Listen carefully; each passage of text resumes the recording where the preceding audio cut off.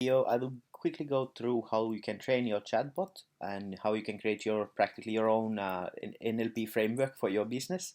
And I'll show also how to handle failed responses. If you so, for example, if your customer asks any question that you don't have an answer to, and I'll also show how to continue the flow for where your customer has your bot has an answer to the customer's question.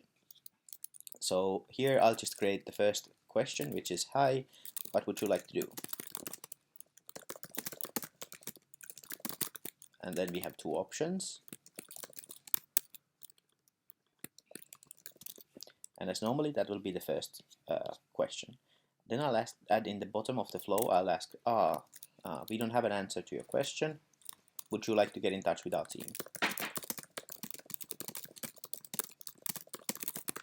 So I will link to this question every time someone asks a question that the bot doesn't have an answer to.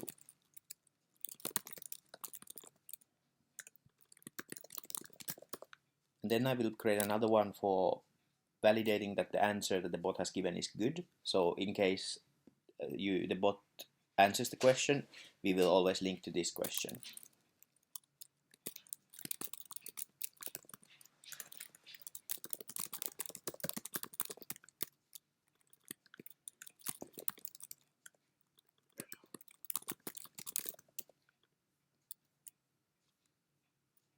Alright, and now that all of this is in place, now we can start training the bot. So on the left side of your browser, you can find the training of the chatbot button.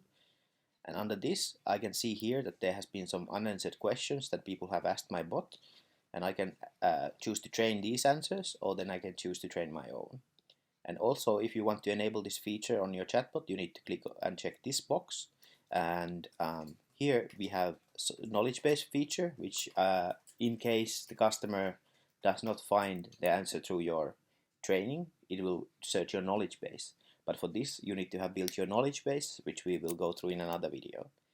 And if you want to autofill from the knowledge base, you can check on this box, and every time your customer starts typing, it will autofill from the knowledge base. And if you choose this question, the success, this means that every time the customer is matched with the right answer, it will jump to this question. So in this case that it's a success, I will ask that was this a helpful question? And in case it's a failure, so it was not matched, I'll send that, would you like to send this to our team? Then let's train a few questions. So here what you can do is, this is a contains match. So if the customer types, I want a red t-shirt, and you have the word red here, it will match to that question. But if you have the word red t-shirt, then it will match the whole sentence. And you can add multiple matches by clicking on the comma button and adding multiple texts here.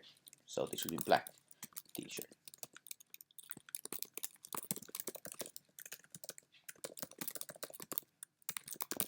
And then if you have another question that you want to jump in the flow, you can also say that, okay, if the customer types this in his sentence, you can jump to the question 2.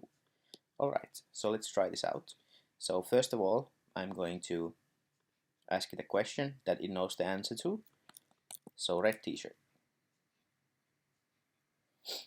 So in this case, it will jump to this question, and then it will jump to the question that I pointed it to.